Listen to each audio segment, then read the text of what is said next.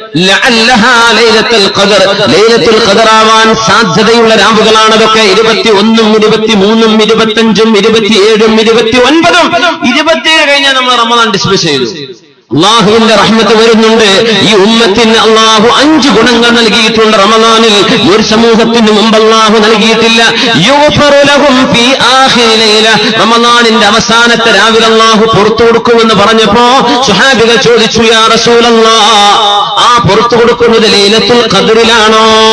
അല്ല, ആഖിറു ലൈല.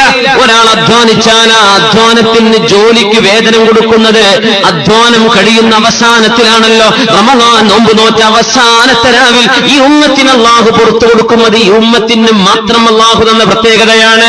അള്ളാഹുവിന്റെ മാഫറത്തുമായി മലക്കുകൾ വരുമ്പോഴേ നമ്മളുടെ പെണ്ണുങ്ങളൊക്കെ അന്യ ചെറുപ്പക്കാരോട് കൊഞ്ചിക്കുഴഞ്ഞാടി നമ്മുടെ ടെക്സ്റ്റൈൽസുകളിലും അങ്ങാടി തെരുവുകളിൽ നടക്കുമ്പോ അള്ളാന്റെ മാഫറത്ത് നമ്മുടെ കയ്യിലേക്ക് വരുമോ? നമ്മളപ്പോഴേക്കും പള്ളിയിൽ നിന്ന് ഇറങ്ങി ഓടിയിട്ടുണ്ട്.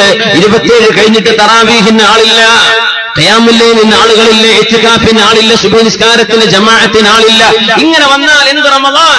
അതുകൊണ്ട് മുഅ്മിനേ, സൗമുലി, നിങ്ങൾ എനിക്ക് വേണ്ടിയാണത് ചെയ്യുന്നതെങ്കിൽ ഞാനതിന് വളരെ വണ്ണമായ പ്രതിഫലം നൽകാൻ പോകുന്നുണ്ടെന്ന് പറഞ്ഞ റമദാൻ ലഅല്ലക്കും തത്തഖൂൻ, നിങ്ങളുടെ വയറിനോടല്ല നിങ്ങളുടെ ഖൽബിനോടുള്ള തർബിയത്താണ്, ഹൃദയത്തിനുള്ള മാറ്റമാണ്, ഹൃദയത്തിനുള്ള തഖ്വയാണ് നിങ്ങൾക്ക് ലഭിക്കേണ്ടത്. തഖ്വ എന്ന് പറഞ്ഞാൽ അൽ ഖൗഫു മിനൽ ജലീൽ വൽ അമലു ബിത്തൻസീൽ വൽ ഖനാഅതു ബിൽ ഖലീൽ വൽ ഇസ്തിഅദാദു ലിയൗമിർ റഹീൽ.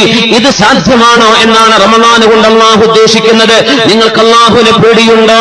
വിശുദ്ധ ഖുർആന്റെ നിയമങ്ങൾ അംഗീകരിക്കാൻ ഒരുക്കമാണോ? അള്ളാഹു നൽകിയ ഏറ്റവും ചെറുതുകൊണ്ട് നിങ്ങൾ തൃപ്തിപ്പെടുമോ?